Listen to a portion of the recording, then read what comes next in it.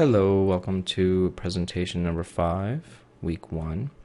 In this presentation, as well as the one that follows, we're going to sort of take a fork in the road from what we've been looking at. What we've been looking at in previous presentations have been sort of fundamental concepts of science. And today, or now, we're going to take a look at various concepts: crime, criminality, deviance, seriousness, etc., of crime, and sort of look at some of the common definitions and how common understandings of these important concepts. So let's take a look. Now, for the next couple slides, I want you to use these definitions.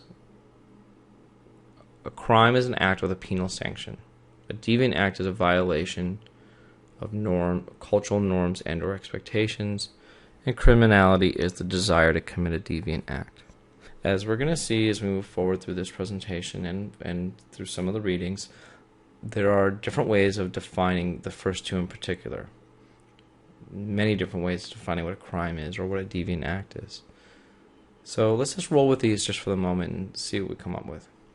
Okay, we have a little bit of an exercise of this. If you were in front of me, we would spend probably 20 minutes going through these and having a little bit of fun with them, and I have to warn you, at least one of them is a little interesting to say the least. Okay, ready? Let's go. Is what you see in this picture an illustration of something deviant, criminal, both, or neither? Think about it for a moment. Put it on pause. Okay, maybe you didn't put it on pause. You probably didn't. That's okay. Alright, check it out. I'm going to argue that it's both criminal and deviant. We know it's criminal because it says there on the bottom it's the law with a $25 to $200 fine for not using a leash. So it's an act with a penal sanction. Is that a penal sanction? Absolutely it is. $200 fine is pretty penalizing. But why would we say it's deviant? Well, look at the top part where it says pet waste, and underneath it says transmits disease. I think most people would agree that the willful transmission of a disease in our society is at least considered a deviant act, at the bare minimum. How about this one? This one usually causes quite a bit of conversation among my students. So you have a child here, he's in Russia, he's 210 pounds, he's clearly very hungry. He's only 6. Get that? 210-pound 6-year-old. And where do his parents take him? McDonald's. Right. Now, criminal, deviant, both, neither. Most of the time I get a healthy debate between students. Some who say it's both, some who say it is at least deviant. I think the deviant is somewhat obviated by the whole circumstances here. By the way, what do you think that kid's saying? You gonna eat that? Anyway, it's the criminal one that usually causes for a great amount of debate. Whether or not a parent who, is the parent being negligent or reckless even at this point, considering the size and the age of the child and what his arteries must be like. It really is a cause for a very healthy and very interesting debate. How about this? If you saw this guy walking down the street, okay, let's just put aside that it's not criminal. Let's just do that, just for the moment. Is it deviant? A lot of people don't like the word deviant. They hear that and they go, "Oh, but I want to judge." It's not an issue of judging.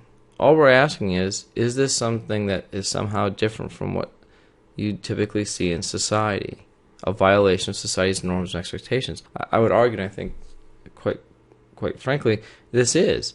There's not many people that you will see walking down the street with all this ink and piercings in their face. I mean, ask yourself, if you saw this guy walking down the street at you, 12 o'clock at night in a shady part of town, would you cross the street?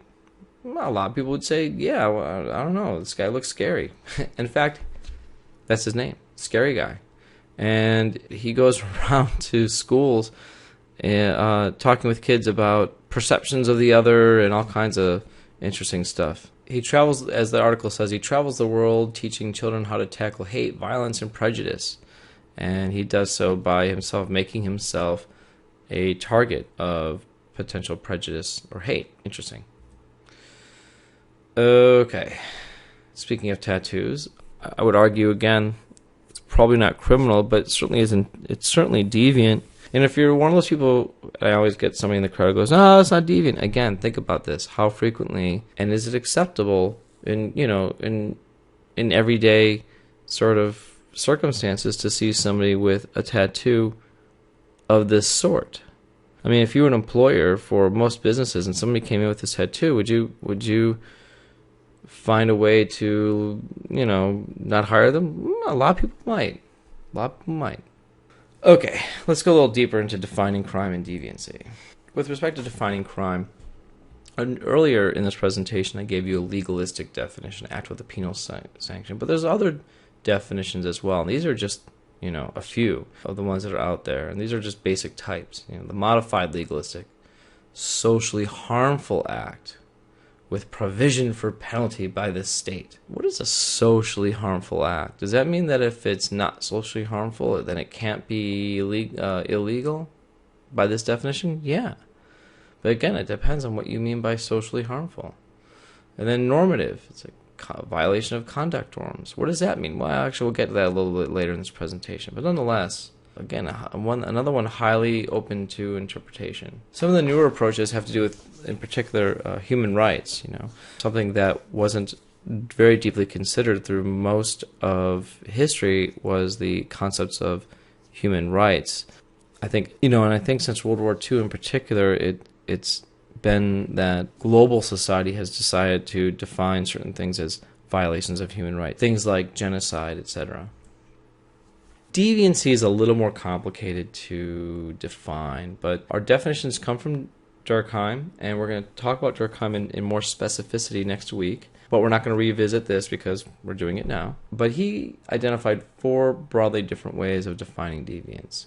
One is the absolutist, and basically it's deviant behavior constitutes actions that are in violation of some universal morality. Now, by morality, most sociologists mean a belief system for distinguishing right and wrong, good from bad. However, the problem with this is it fails to take into account situational or contextual factors, cultural differences, historical factors, etc. Most of us are probably familiar with the Ten Commandments. The Ten Commandments are an example of Western Judeo-Christian absolutism. Another approach, according to Durkheim, is statistical. So the statistical view is very simple. 51% say something is okay, then the minority is the minority and they are the deviant. But what about behaviors that are otherwise thought of as deviant from the statistical view, but where a numerical majority actually engages in? Such as premarital sex, or smoking, or speeding. These are just but a few examples. Another approach that Durkheim talked about is reactivist. And according to this approach, it's any behavior which produces a negative reaction. This puts the focus on those reacting rather than the deviant itself. And this is a very subjective approach. It's highly situational and contextual. And a main criticism is a norm violation is necessary before any reaction to deviance takes place. In other words, we don't know it's deviant until people react. But if they're not reacting, then it's all good. Lastly is the normative approach. Deviancy is defined by a violation of social norms. Social norms can be defined in an objective way. That's the assumption of the normative approach. It's contextual, but less so than the reactivist approach. In this case, deviance hinges on a group notion of what ought to be, which is prescription, and what should not be, which is proscription.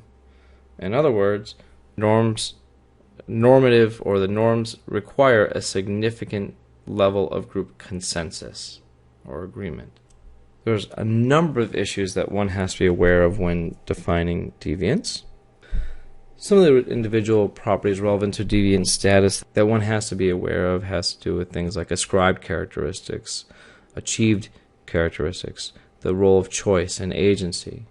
And of course there's also the structural influences, such as the structural differences in life chances, or the power differences in defining deviance, meaning the power versus the weak, or the powerful versus the weak, I should say. Cultural frameworks which provide meaning to interpreting behavior. And, as we move forward, we will examine both levels and try to make connections. How distinct is deviancy? Well, okay, so most textbooks tend to focus on sort of the middle class norms because society is otherwise too fragmented, but the reality is that there's a tremendous amount of overlap between deviancy, immorality, and crime. And generally the worst stuff is the stuff that falls right in the very middle, where we believe it's deviant, immoral, and a crime. Speaking of norms, a little more on norms. There are 3 dimensions of social norms. The 3 dimensions are folkways, mores, and laws. Folkways are concerned with minor, everyday conventions of behavior, etiquette, tradition, etc. Mores are based upon larger societal level standards of morality. At a more macro level, bigger level. And then lastly, the laws are the strongest set. They're formally codified, they're sanctioned. It is literally the law. And again, we're going to get a little bit more to Durkheim next week, but with respect to Durkheim's perspective, based on the statements on the screen, one can interpret Durkheim as being sort of part reactionist and part normative.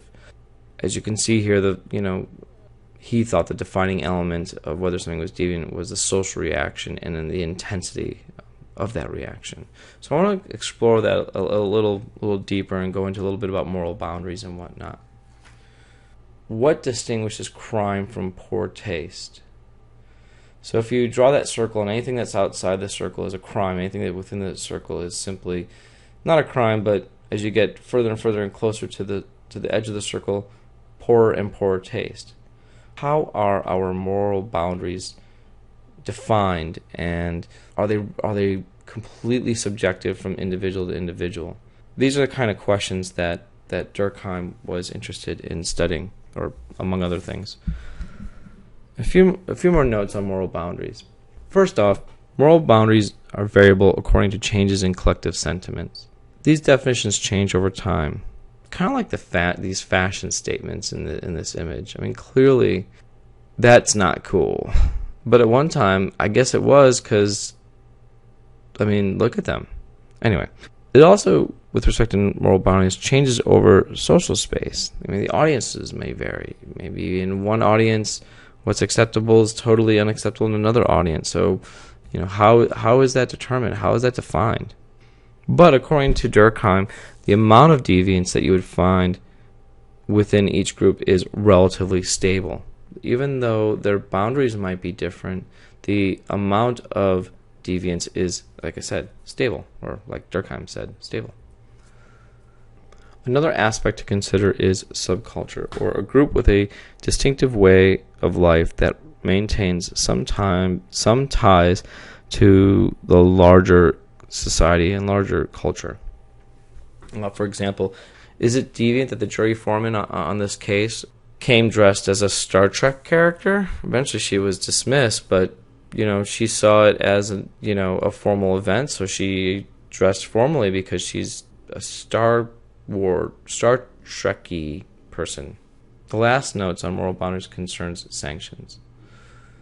And there are many different ways that society has by which to get somebody's mind right, to get them to behave in the way society kind of expects.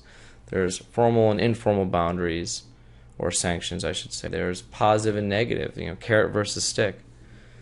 And, of course, the underlying objective of sanctions is to yield or obtain social conformity from the individual.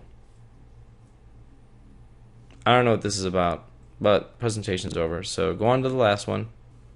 That's all, folks.